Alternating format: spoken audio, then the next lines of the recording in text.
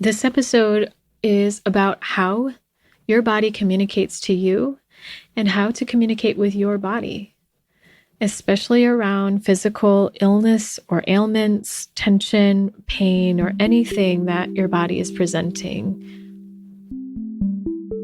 The Embody podcast accompanies you on your journey of remembering and embodying your true nature, integration and alignment with your vibrational clarity, self-love, and living a life of beauty and wholeness. It's a menu of transformative healing tools, experientials, meditations, and practices from a blend of family constellations, somatic therapies, and holistic and spiritual practices, sprinkled with vulnerable conversations with people who have the courage to be themselves, Alive Now episodes with updates on my personal process, and reverie episodes that are spiritual succulents that honor, reveal, hug, shake, or stir you into love. I'm your host, Candice Wu, integrative and intuitive healing facilitator and artist. Hey, welcome to the Embody podcast. It's another rainy day here. And again, I love it. I love rainy days. Is there a kind of weather that you really love and feel like you thrive in? For me, it's the rain. I guess sometimes it feels like I get permission, like more permission to relax. And that's only on days I just really need to relax. There is a feeling when the sun comes up that I'm like, oh, you better go see the horses today because you can. You better go mountain biking. You better go outside. And some days that feels great. And other days I'm like, I need rain. I need to be cozy in my bed. So hello, this is the Embody podcast. Last week I talked about trying new things and the contrast that can come up when you're trying new things. This week, I want to talk about the body and what the body's saying. If you have any health issues or if you have different physical tension, ailments, discomfort, or even if you have a situation in your life that keeps repeating itself, what I love to do is ask myself, why do I need this in my life?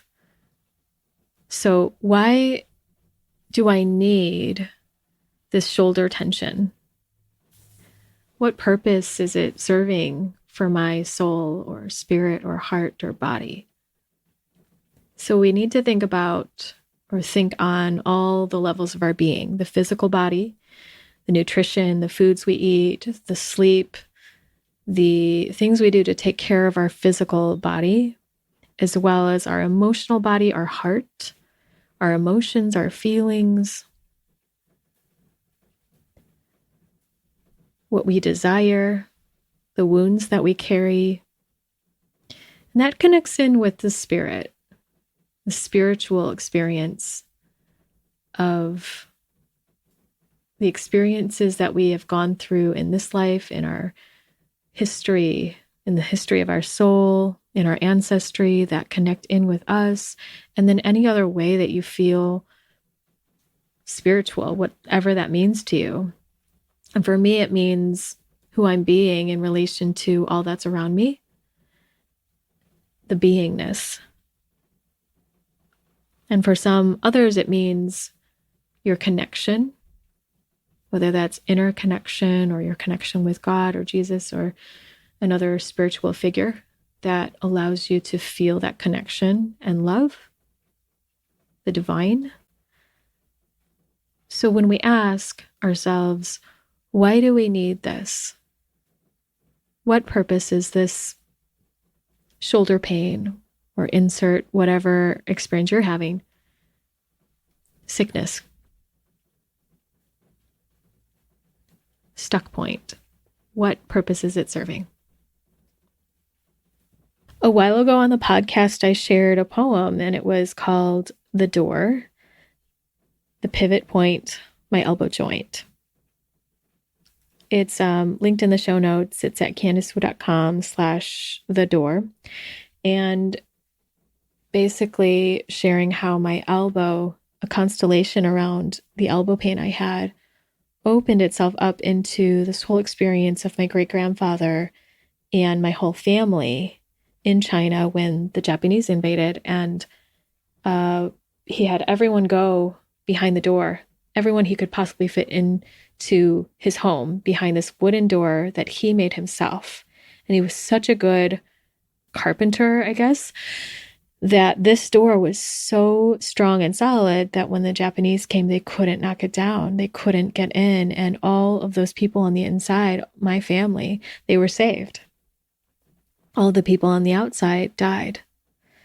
And in family constellations, it really highlights this, but there's a soul bond that can carry down generations. When there are people that died that meant something to you at any time in your human experience, if we don't go through the integration process, the healing process, the feeling and honoring of all that comes with it, then those feelings are disrupted and stay in the body, and they stay in the psyche of the family system, and they are held by someone in the family system.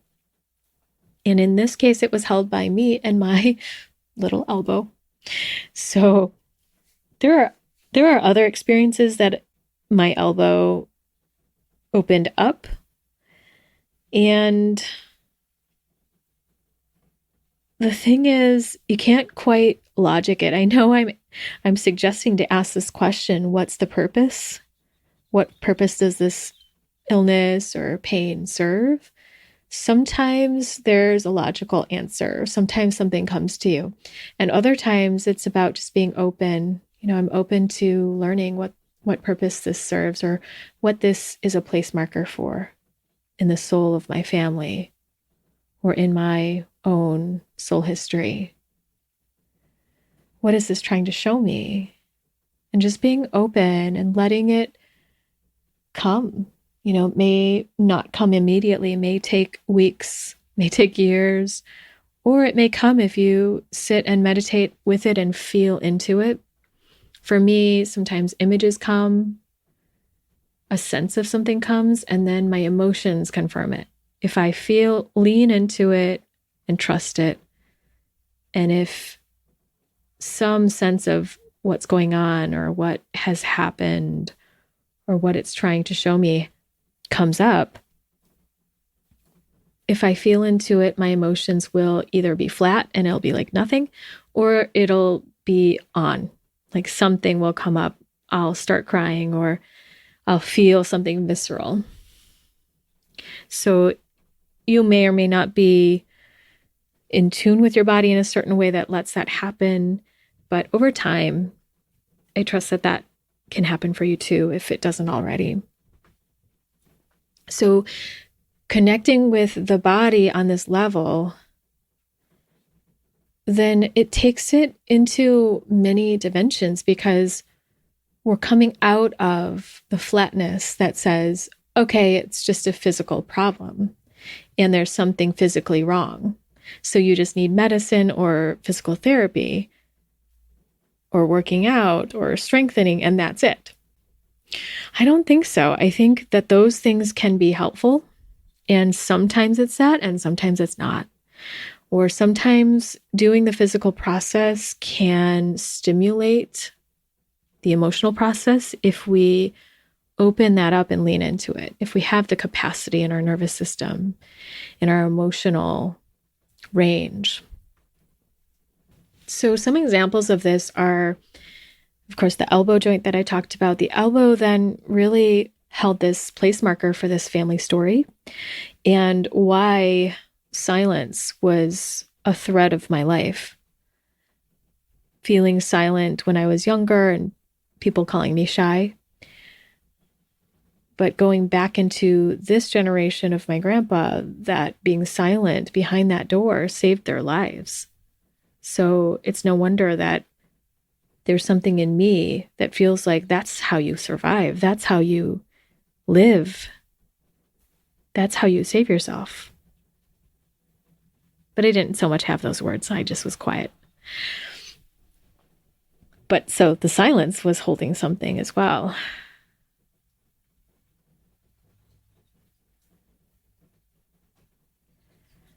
I had LASIK in January, and it's common for the eyesight afterwards to fluctuate from 20/20 or better to worse. And it was regressing. Every single month it was regressing. And the first time I got a checkup, the doctor said that there was some debris in my left eye, and he thought it might be this cell that was abnormal. Like, the cells outside of the cornea don't belong in the cornea, and if one of them did get in, then the cornea would start to attack it, and it would be bad for my eye. And it just so happened that me having to go back to the original doctor, the surgeon, there was this whole process that brought of me trusting men and feeling like I didn't trust men sometimes, or certain kinds of men with certain energy or a certain way about them. And it felt like something the way that he was triggered me, and I couldn't trust him, or I felt like I was going to have to fight for something and that he wasn't going to support me. And I saw it happen. So I worked through it, and I found a different way to interact with him than I would coming from that sort of dynamic. And it went really well. And the months after that, my right eye, which had regressed, got way better. It's actually 20/20 now. And then my left eye had also regressed, and it's starting to get better. I don't know if that's why, I can't totally pinpoint it, but I had this feeling that something was going on karmically related to my eyes and eyesight, and related to my father, and then related to just my whole human experience with men, perhaps, or a long trajectory of a certain kind of relating with men that was painful. And if you'd been listening to the podcast, you know that I'm open to having a life partner, and I've been interested in women and dated women before. And now that I want a family as well, not just that I want a family, but now that I'm ready for this next phase of my life with a life partner and creating a life together, it feels like that person is male. I'm not positive, but I'm pretty positive. And so it just makes sense, speaking of last week, when your desires come more into alignment and they come more into the forefront of your life, whatever it is you desire in the now, then there are things that have to be cleared up or cleared out before you are fully ready. And I felt like this was one of them. And so my eyes were holding this experience, this energetic and spiritual experience that was helping me towards what I desire. So when you have something going on with your body, maybe try to relate to it. Relate to your body, talk to it, see if it would talk to you. I think a long time ago, I did an episode on conversations with the body. And you can literally do my website /conversations with the body for that one. I'll link in the show notes too. But talking with your body and letting the imagination open up so that this sort of magical space that holds everything can present itself, and a lot can come from that.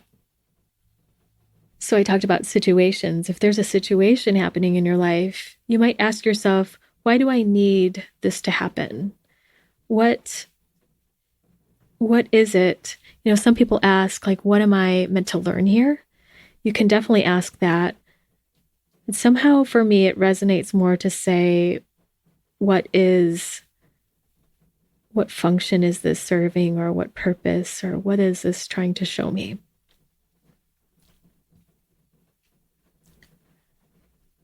Why is this something I need right now?